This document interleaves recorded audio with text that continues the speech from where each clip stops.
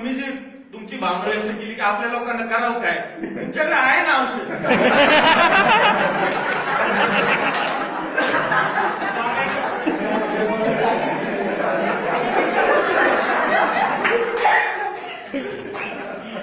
त्याच्यानंतर सुखदा गुन्हा असेल, मसणे असेल, ही गावात बघितलेली नव्हती, पण चला या निमित्ताने सगळे एकत्र आले.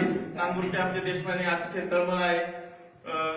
तर हा एक आपला परिवार कुटुंब झालंय असं म्हटलं तरी हरकत नाही. इथून पुढेही असं काही वाटलं जाताना तर कधी कधी असं डोकवलं तर चाललं नाही इकडं. आणि आपल्यापैकी पण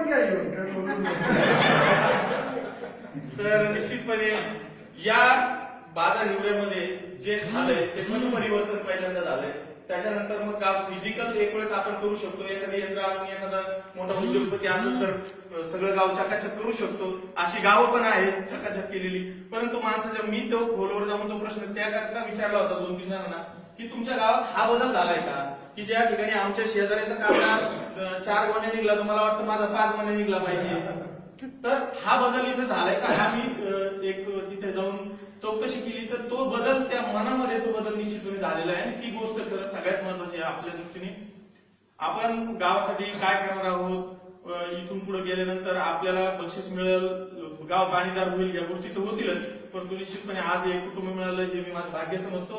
आणि आपणा सगळ्यांना या स्पर्धेच्या काळात आरोग्य लाभो चांगलं, आणि इथून पुढच्या काळात स्पर्धेच्या दृष्टीने सगळ्यांना शुभेच्छा देतो आणि थांबतो.